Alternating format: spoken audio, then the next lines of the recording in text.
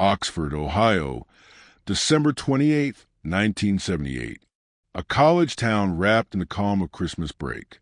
The streets are quiet, the dorms mostly empty, and the usual hum of student life has faded into stillness. It's the kind of small Midwestern town people describe as safe, a place where doors were left unlocked, and everyone seemed to know everyone else. Elizabeth Andes, known to her friends as Beth, was 23 years old, a recent graduate of Miami University, bright, ambitious, and well-liked. She had just finished her final exams. Her future was wide open, new job prospects, a move to Dayton planned for the new year, and a relationship that, at least on the surface, seemed steady. Her boyfriend, Bob Young, was a quiet, thoughtful type. The two had been together for about a year. They lived in a small apartment off campus, cozy, modest, filled with books and small reminders of student life. But by the evening of December 28th, that apartment would become a crime scene, and Oxford's reputation for safety would shatter forever. If you're new here, take a moment to subscribe, not for the algorithms, but because this story matters. What happened to Elizabeth Andes isn't just a murder mystery. It's a mirror reflecting art, power, race, and a generation's voice cut short. That evening, around 7:30 p.m., Bob Young called police.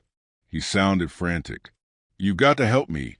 I just found my girlfriend. She's dead."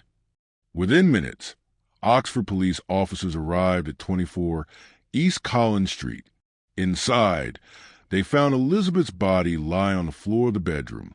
She had been strangled with a cord, a phone cord, to be exact, and stabbed repeatedly in the chest.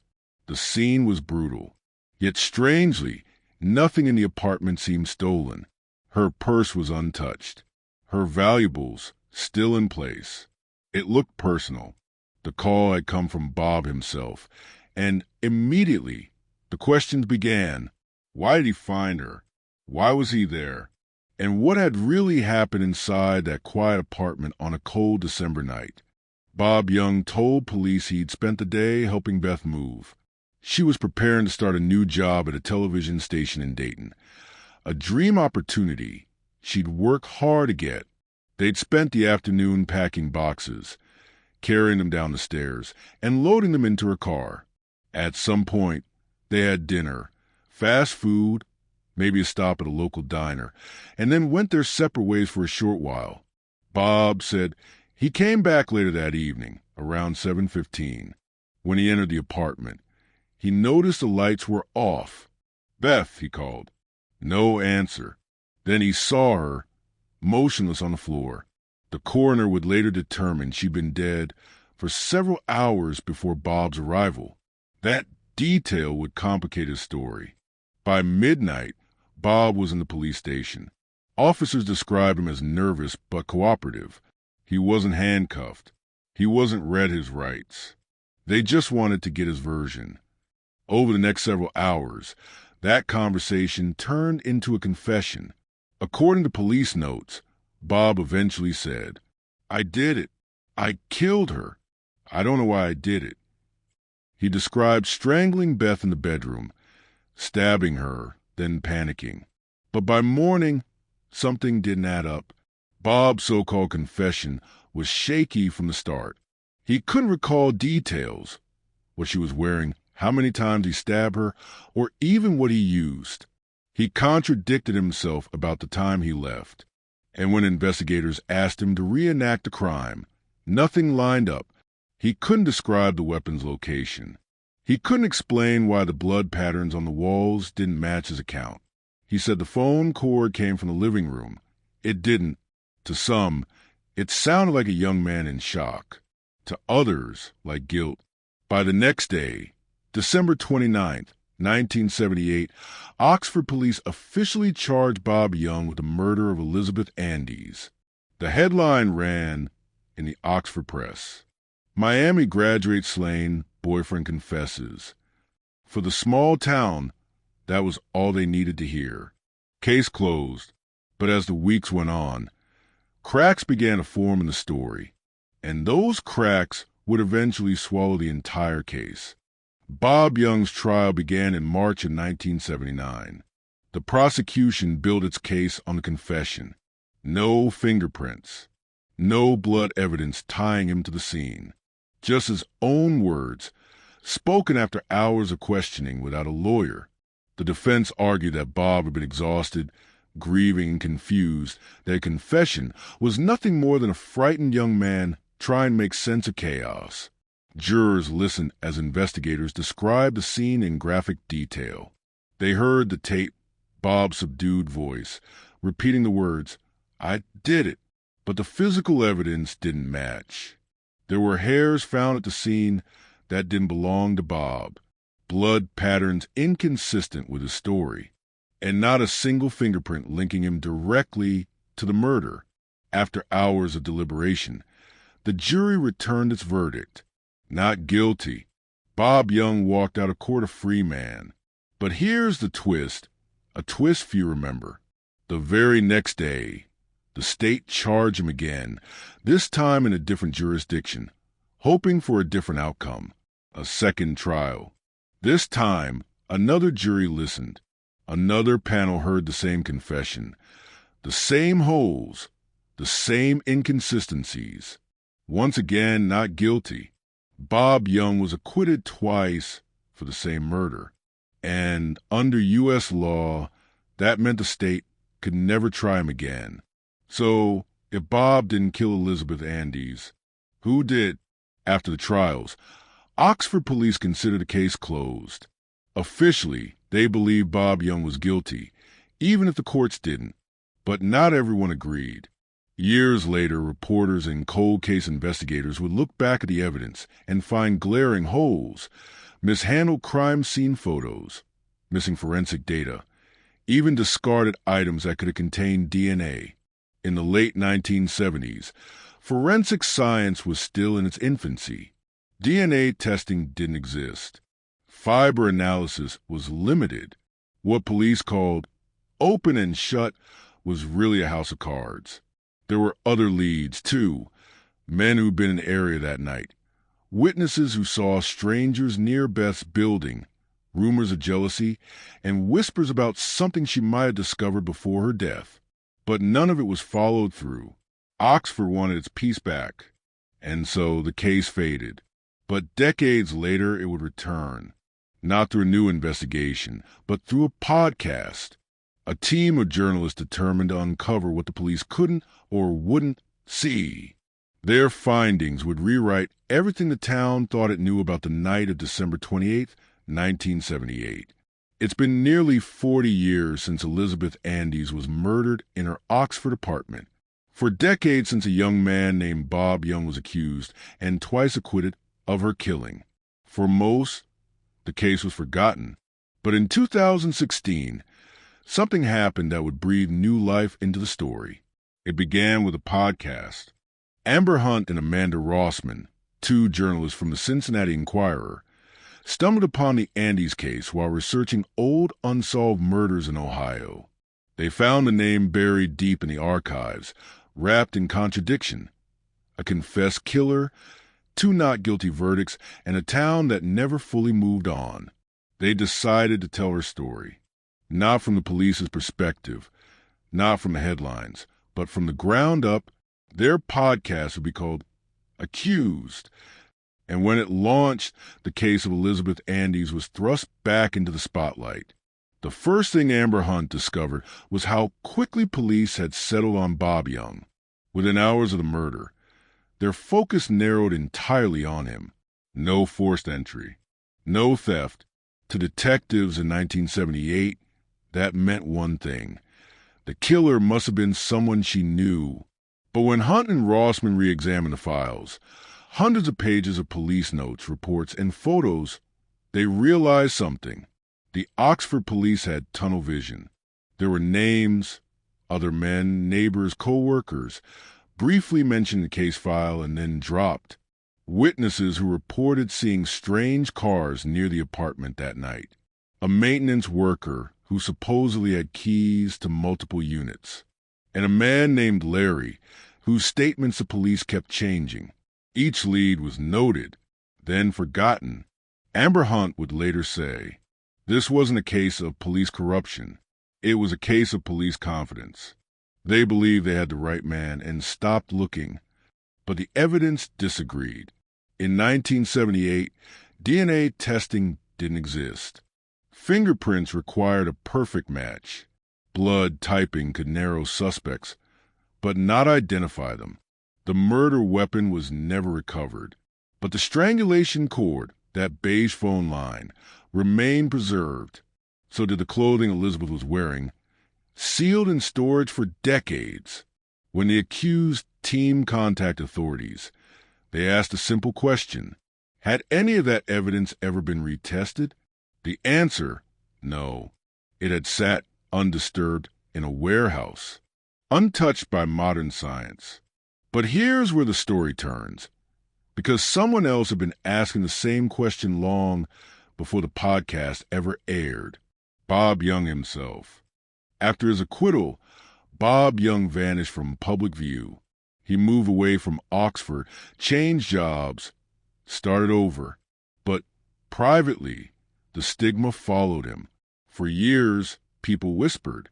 To them, not guilty didn't mean innocent. In the late 1990s, Bob began reaching out to journalists and legal organizations. He wanted one thing: his name cleared officially. He even offered to pay for DNA testing on the evidence himself. But no agency wanted to reopen the case. Bob once told a local reporter, "They think I got away with murder, but I didn't kill her. I've lived 40 years waiting for them to find who did." When Amber Hunt tracked him down, he was in his 60s, soft-spoken, cautious, but still willing to talk. He agreed to appear on the podcast. And for the first time in decades, the public heard his side, not through a transcript, not through police interpretation, but in his own voice. "I didn't hurt Beth. I loved her. I walked in and found her like that, and I've been blamed for ever since." That line became one of the most haunting moments in Accused, because for the first time, listeners felt the uncertainty, the unease of not knowing who to believe. As Accused team dug deeper, new names emerged, people barely mentioned in the original reports. One was Larry Mullins, a man who lived near Beth and was reportedly obsessed with her. Another, a co-worker at the television station she was set to join, someone who'd made advances that she rejected. And then there was the rumor that Beth might have uncovered something at her job in the communications department at Miami University, something someone didn't want exposed. Each lead pointed in a different direction, and with each, the case became less about guilt and more about failure. Failure of the system, failure of evidence, failure of time. The Accused podcast team even found two men, both of violent past, who had lived within walking distance of Beth's apartment. Neither had ever been questioned by police. Amber Hunt later said, "It wasn't that there weren't suspects. It's that the wrong person was the only one they ever looked at." Nearly 40 years after the crime, Amber Hunt and her team drove back to Oxford. The town had changed. Chain stores, remodeled streets, new dorms. But to them, every corner still echoed 1978. They visited Beth's old apartment building. The beige bricks were the same. The hallway still narrow, still echoing footsteps. Inside that space, it was impossible not to imagine it. The quiet, the struggle, the sound of phone cord being ripped from a wall. For Amber, the visit wasn't just about retracing crime. It was about giving Elizabeth Andes her story back. "We didn't want to prove Bob innocent," Hunt said. "We wanted to prove Beth existed beyond the way she died." That's what makes this story different. Because in so many unsolved cases, the victim fades behind the theories. But here, the journalist brought her life back into focus. Her laughter, her ambitions, the moves she never got to make, the dreams she left packed in boxes. When Accused aired in 2016, it sparked renewed public pressure. Listeners demanded the case be reopened. Petitions circulated. The Butler County Prosecutor's Office agreed to review it. They promised to examine whether DNA testing could be done on the preserved evidence. But months turned into years, and still no results were released. Some sources close to the case suggested that much of the physical evidence, including the clothing and phone cord, might have been contaminated or degraded beyond use. If that's true, then the truth may forever be locked inside a box of forgotten evidence. But something else came out of all this, a shift in how people saw Bob Young. Even those who still doubted him began to ask, could it really have been that simple? Could police in a rush to close a case have destroyed a man's life and let a killer go free? In the end, accused didn't name a definitive suspect. It couldn't, but it did what police hadn't. It forced a conversation. It gave a voice to the voiceless, to Beth, to Bob, and to a town haunted by silence. Amber Hunt's closing words in the podcast still echo years later. There's no justice in a case left unanswered. Only ghosts, the ones we remember and the ones we created. Every murder case has a center, a moment where all evidence points in one direction. But in the case of Elizabeth Andes, that center never existed. For decades, investigators, journalists, and listeners have tried to find it, the single thread that unravels a mystery. Instead, what they found was something else. A map of missed opportunities, buried leads, and names lost time. Tonight, we trace those names. The people the Oxford police barely questioned. The forgotten suspects. 24. East Collins Street was a small complex, just a handful of units, mostly occupied by students and young professionals. One of them was a man named Larry Mullins, a maintenance worker in his mid-20s, known around town for his temper and for hanging around university even after he dropped out. According to reports, Larry had a casual friendship with Beth. He helped her with small repairs, a broken lock, a noisy heater. But neighbors would later tell police something odd. Larry seemed infatuated with her. He'd knock on her door uninvited. He'd linger in the hallway when she came home. And once, just weeks before her death, he'd made a pass at her. Beth had brushed it off, politely, firmly. She told friends she was uncomfortable around him, but didn't want to cause trouble. The night she was murdered, Larry claimed he was home watching television. He had no one to corroborate it. Police questioned him once, for less than an hour. Then his name disappeared from the file. When Amber Hunt revisited him nearly 40 years later, Larry was living a quiet life in another Ohio town. He declined to comment. But one thing stood out in his record: a history of domestic violence arrests stretching back to the early 1980s. Not proof, but a pattern. Another man who briefly appeared in the 1978 reports was Tom Gentry, a university maintenance worker. He had access to nearly every building on and off campus, including the apartment complex where Beth lived. He was known to stop by occasionally, check on tenants, sometimes at odd hours. A former co-worker told police he often bragged about being friends with the students. When investigators asked him about the night of December 28th, his story was vague. He said he'd been out for drinks, then at home. No one verified it. In his later years, Gentry would face charges for breaking and entering, but nothing linking him directly to violence. Still, the parallels are haunting. Access, opportunity, a timeline that fits. And yet, the Oxford police never search his home. When journalists tried to locate him decades later, they discovered he had died in the early 2000s. Whatever answers he had went with him. On the night of December 28th, a woman living across the street from Beth's apartment told police she'd seen something. Around 6:30 p.m., she noticed a car idling near the curb. The headlights were off.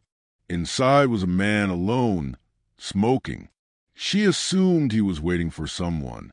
But when she later heard about Beth's murder, She realized the timing matched almost exactly to when police believed Beth was killed. She described the car as dark blue, possibly a Chevy, with a dented bumper. Police wrote it down. But no one ever found the driver. No one canvassed the parking lot for that car. To this day, the identity of that man remains unknown. When investigators first questioned Beth's friends, a picture began to emerge. Not a drama, but a transition. She was about to leave Oxford for good. A new city, a new job, a clean start. But not everyone was happy about her decision. One former classmate told accused that Beth had been receiving phone calls from someone, an ex-boyfriend, who wouldn't leave her alone. No threatening messages, just a constant reminder that he was still there. That man, whose name was redacted from the original file, was questioned briefly. He denied ever going to her apartment that day. Police took his word for it. Years later, the accused team would try to locate him. They found that he, too, had a record: minor assaults, bar fights, restraining orders. Still, nothing to definitively link him to Beth's murder. In cold cases, there's a phrase used by detectives: evidence fades, but behavior repeats. And in Oxford, behavior was the one thing nobody seemed to study closely enough. According to coroner estimates, Beth died sometime between 5 o'clock and 7 p.m. That 2-hour window became the black hole of the investigation. Neighbors reported hearing muffled sounds, maybe a struggle, maybe a slammed door. One claimed they heard a woman crying. Another said they thought it was a television. No one called the police. Bob Young said he arrived around 7:15. If true, that meant the killer had already been gone for nearly an hour. But here's the most chilling detail. When police arrived, the front door was unlocked. Whoever killed Beth didn't have to break in, and when they left, they didn't bother locking it behind them. That single detail suggests either familiarity or fearlessness. Someone who knew they'd never be suspected. Among the evidence cataloged in 1978 were several items that, by today's standards, would be invaluable. A set of latent fingerprints on the doorframe, several hairs clutched in Beth's hand, the phone cord used in the strangulation, a towel found under her body with blood stains that didn't match her type. But here's the problem. Most of it was either improperly stored or destroyed during evidence purges in the 1980s and 1990s. When the accused team requested access, they discovered gaps in the record. Entire boxes of material gone, paperwork misfiled, photographs missing. What survived told an incomplete story. One retired officer, speaking anonymously, said, "We thought we had our man, so we didn't protect the evidence. Why would we? The case was solved." But it wasn't. And because of that mindset, no one may ever know the truth. By the end of the accused's investigation, a chilling pattern emerged. Every forgotten suspect had something in common: proximity. They all lived or worked within walking distance of Beth's apartment. They all had access. They all had histories of volatile behavior. Yet none of them were ever properly investigated. That pattern doesn't just point to oversight. It points to a system designed to protect its own assumptions. Oxford police never expected a killer to be among the ordinary. They looked for guilt and grief, not in familiarity. And that mistake may have let a murderer live out his life just blocks away from where Beth died. In small towns, time can be both a shield and a curse. People forget, records disappear, and stories rewrite themselves. But for those who remember, the silence speaks louder than ever. When the Q's podcast began airing, Oxford reacted uneasily. Some residents praised a renewed attention. Others were angry. To them, bringing up Beth's murder again was reopening an old wound. But others felt something deeper: guilt. A retired resident told reporters, "We all believe what we were told. We just wanted to feel safe again. Safety, after all, is a fragile illusion, and once shattered, it rarely returns. After his second acquittal in 1979, Bob Young packed his things and left Oxford behind. No farewell, no statement, just quiet exit. He returned to Dayton, where he'd grown up, and tried to rebuild. Friends say he was a shell of himself, anxious, withdrawn, quick to anger. He bounced between jobs, avoiding attention, avoiding people who might recognize his name. In interviews years later, Bob described that period simply. It was like I got out of prison, only the walls followed me. Even his family felt it. His mother stopped answering questions about him. His father refused to discuss the case. To the world, Bob was the man who might have gotten away with murder. And that word, might, became his sentence. Small towns don't forget. And Oxford, for all its charm, was no different. For years, whenever the murder was mentioned, locals would whisper, "You know they let her boyfriend go, right?" To them, it didn't matter what the verdict said. A confession, even one full of contradictions, was enough. Bob himself described how it followed him. Once, during a job interview, his potential employer asked, "Aren't you the guy from that murder case?" He didn't get the job. He moved again to another Ohio town, then out of state. But even miles away, the whispers seemed to find him. The psychologist Dr. Ron Shore later described this kind of trauma as post-exoneration syndrome. It's a condition that mirrors PTSD, paranoia, social isolation, mistrust. But unlike other trauma, it comes not from guilt, but from disbelief. You're told you're free, but the world doesn't believe it.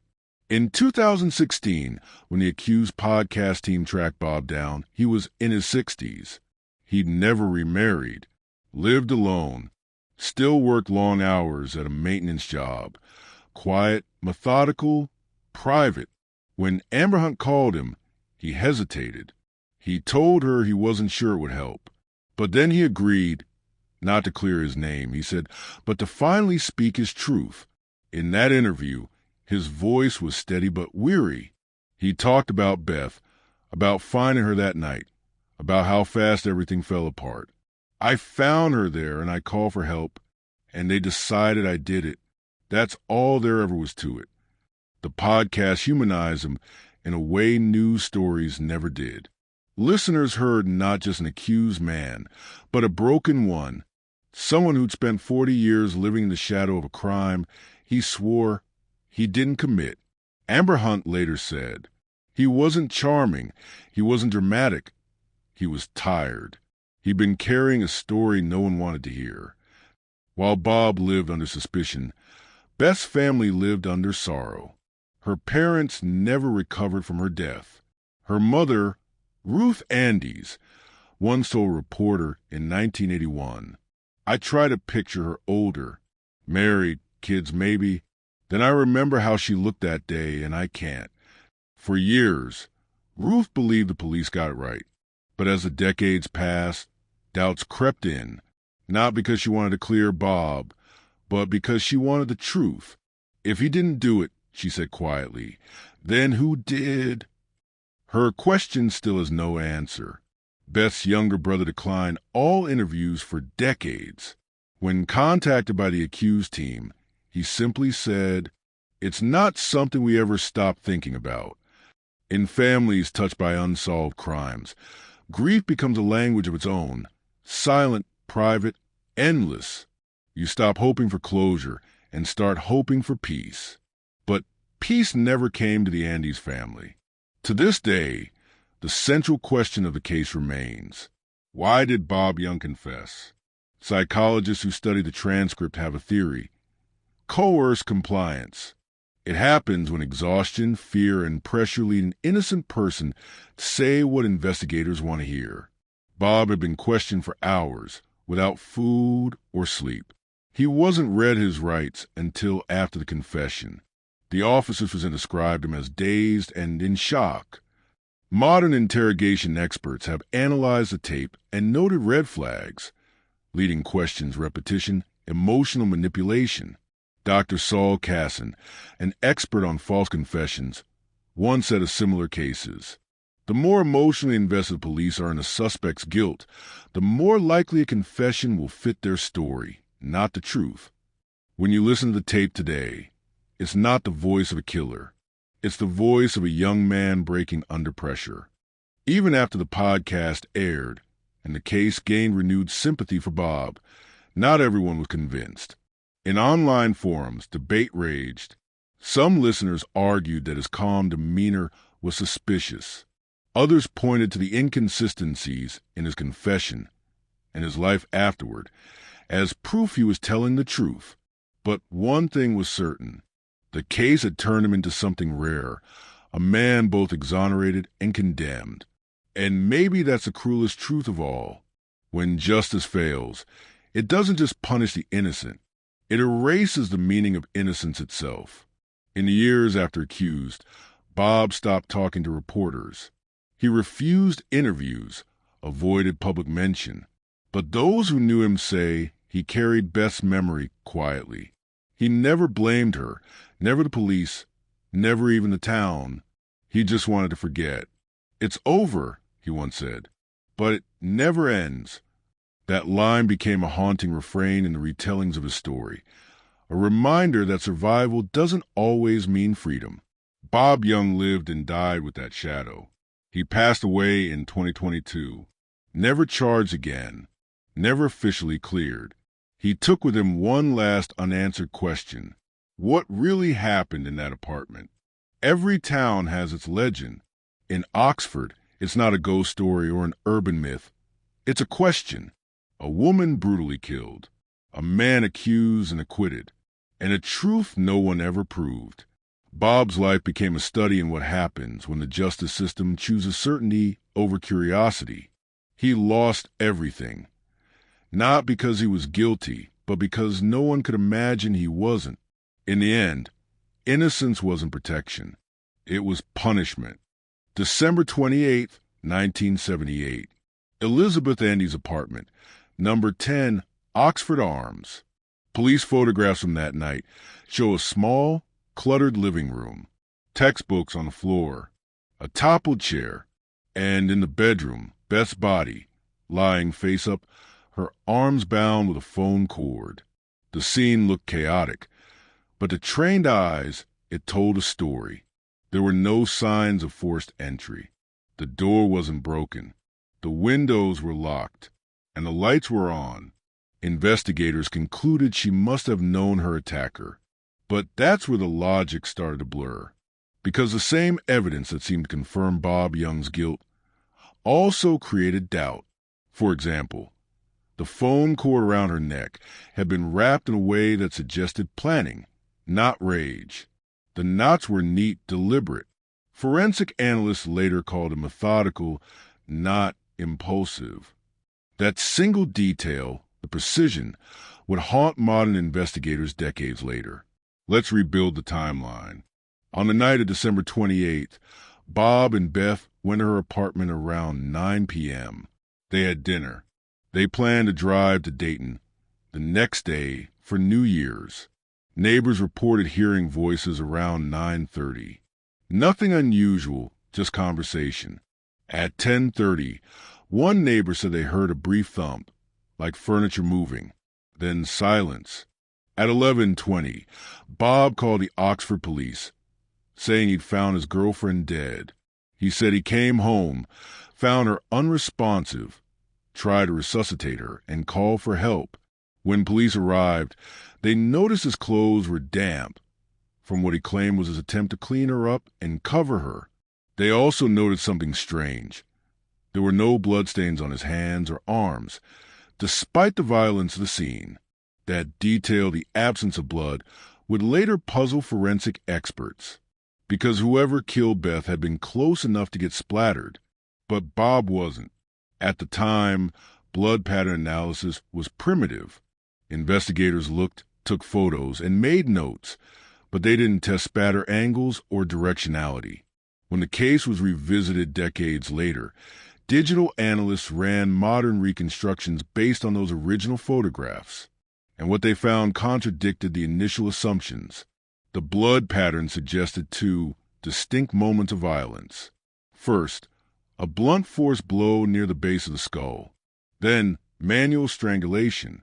This combination, experts said, was common in domestic homicides, but also in sexually motivated attacks.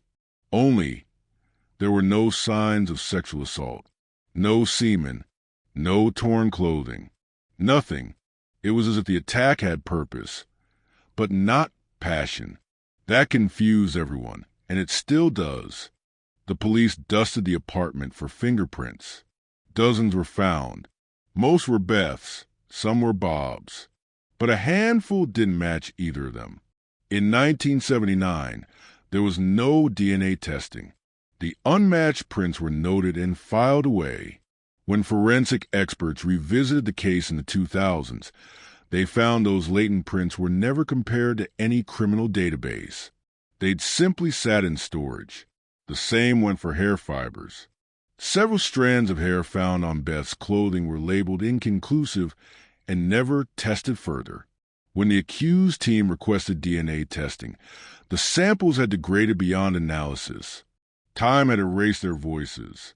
It's a tragic pattern in cold cases. The evidence is there, but the tools to read it arrived decades too late. One of the most overlooked clues in the Andes case was at the front door. An investigator's early notes mentioned what looked like a partial shoe print near the entry, muddy, half-formed. But when the crime scene photos were developed, that image was cropped out. The physical floor panel where the print appeared was replaced months later during renovations. That evidence, too, was lost. Witnesses recalled a maintenance worker visiting apartments in the complex earlier that week, a man whose name was never recorded in the police file. When accused revisited that lead, they found no trace of him, no employment record, no interview. It was as if he never existed. Was he irrelevant, or was he the missing thread? We'll never know. In every homicide, there are the known strangers, people on the edge of a victim's life, friendly faces in passing, harmless until they're not. Beth Andes worked at Miami University's Art Museum. Several co-workers described a man who occasionally waited for her outside the building, tall, scruffy, in his 30s. Police noted the account, but never identified him. 2 years later, a similar description surfaced in another case, a young woman attacked near Dayton, also strangled with a cord. That suspect was never caught. The parallels were chilling. But in 1978, the Andes case was already closed. Bob had confessed. The police had moved on. When those later cases appeared, nobody connected the dots. It's one of the cruelest truths in criminal justice. When you close a case too fast, you might stop looking for the real killer. Modern forensic pathology can tell us things no one knew in 1978. The way the cord was wrapped around Beth's neck, twice, evenly, suggested it was done post-blow, possibly when she was already unconscious. That matters. It means the killer wasn't fighting her. They were finishing what they started. The pathologist who reviewed the file decades later concluded this was not a crime of passion. It was an execution of intent. That phrasing changed how many modern experts viewed the case. If Bob killed her in a burst of rage, why would he pause to make the knots neat? Why would he call police immediately afterward? It didn't fit the psychology of guilt. It fit something colder, calculation. When the accused team filed a records request, they found a box, dusty, sealed for decades, labeled Andes homicide evidence. Inside were Polaroids, a few small objects, and an envelope marked miscellaneous fibers. It had never been opened since 1979. They sent it for testing, hoping for a miracle, but the samples were too degraded. No DNA profile could be extracted. Still, among the files, there was one more anomaly. A typed memo dated January 1979. It read, "Possible secondary suspect identified. Pending interview." There was no name, no follow-up report, nothing. That piece of paper, a single unexplained sentence, maybe the closest thing to the truth this case will ever have. If this case were reopened today, modern forensics could change everything. Touch DNA on the cord, advanced fingerprint matching, geospatial crime correlation, even environmental trace evidence, pollen, soil, dust, could locate the suspect's movements within a few meters. Science now has the tools that 1978 never did. But there's one obstacle that technology can't overcome: time. The samples are gone. The witnesses aged. The records incomplete. All that remains is a portrait of what might have been. If the evidence could speak, what would it say? Maybe it would whisper that Beth's killer wasn't the man she loved, but someone she never saw coming. Maybe it would point to her forgotten name in an old memo. Maybe it would simply tell us that the truth was there all along, waiting for someone to listen. What the evidence knew was simple. Beth Andes fought back.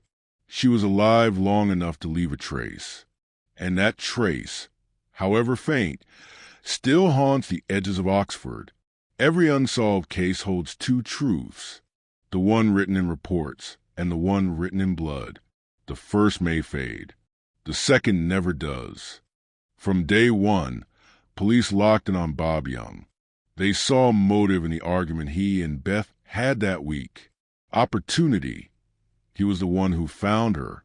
And a confession, one that seemed to end the story before it began. But as we've seen, that confession unraveled. Bob's story of finding her, his timeline, and even his emotional state that night, none of it proved guilt. And in the years since, no new evidence has tied him to the crime. Still, some believe the simplest answer is often the truth.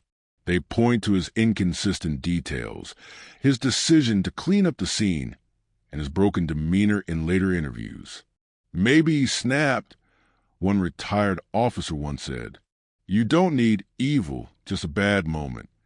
But science and psychology tell another story. There were no defensive wounds on his body, no blood on his hands or clothes.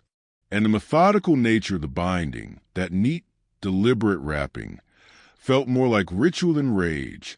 Even decades later, the evidence refused to match the picture of a crime of passion.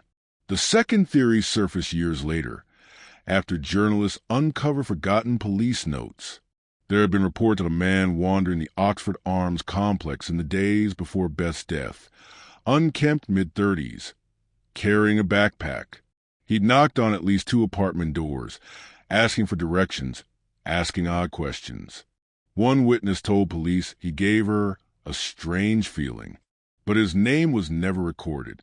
No composite sketch was made. And yet, weeks later, a similar suspect appeared in a case 40 miles away. A young woman attacked and strangled in her own home. Her killer was never caught. The parallels were chilling, the timing uncanny. But by then, the Andes case was already closed. When detectives from outside agencies reviewed the file decades later, one quietly admitted, "If this case had stayed open a month longer, we might have found him." The third theory sits somewhere between the first two. Someone from their circle, a co-worker, a friend, someone who knew the layout of the apartment, someone Beth trusted enough to let in that night. The secondary suspect memo found in the evidence box hinted at this possibility. It referenced an interview that never happened, a name that vanished from records. When journalists tried to trace that thread, they hit a wall. Many of Beth's college friends had moved away, changed names, or passed on. Memories faded. Files disappeared. But one retired officer who worked the early stages of the case told the accused team something cryptic. "We were close to another person." Then the confession came, and that was that. It's one of those haunting sentences that linger in the air. Who was that other person? And what did they know? Every cold case has one or two investigators who never stop thinking about it. For the Andes case, that man was former Oxford police officer Jim McDonough. He was young when it happened, just a rookie then. But even in retirement, he kept a binder of clippings, notes, and old photographs. When asked why, he said, "Because I don't think we ever really found the truth." He believed Bob was innocent. He believed someone else walked through that door that night, but he never found the proof to show it. Before his death, McDonough mailed that binder to Miami University archives with a note on the first page: "Don't forget Beth." The 1970s were not kind to young women in Ohio. Between 1977 and 1980, more than a dozen unsolved strangulations were recorded within a 100-mile radius. Most involved college-age victims, attacked in or near their homes. One of those cases, a 1979 murder near Dayton, mirrored Beth's almost exactly. A young woman found in her bedroom, bound with a cord, no sign of forced entry. The killer was never caught. When a private investigator compared crime scene details years later, he noted, if these cases were on the same board today, they'd connect in 5 minutes. But in the 1970s, databases didn't exist. Each police department guarded its own files. And the Andes case, closed by confession, never got compared to anything else. If there was a serial offender moving through Ohio in those years, he slipped right through the cracks of bureaucracy. When Accused, the unsolved murder of Elizabeth Andes, premiered in 2016, it reignited everything. Listeners flooded message boards, comparing notes, tracking leads, even submitting anonymous tips. The Butler County Prosecutor's Office received requests to reopen the case, but they declined. Too much time, too little evidence. Bob Young's name reappeared in headlines, but this time the tone had shifted. He wasn't the suspect. He was the man accused.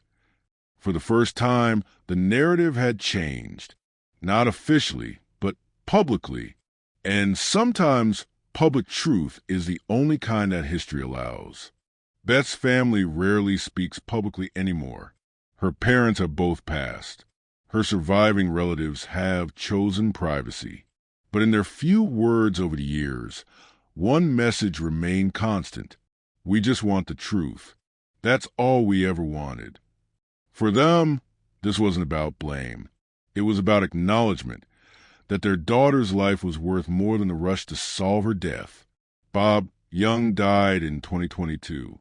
No media coverage. No obituary in the local papers. When the news reached those who had followed his story, the reaction was quiet.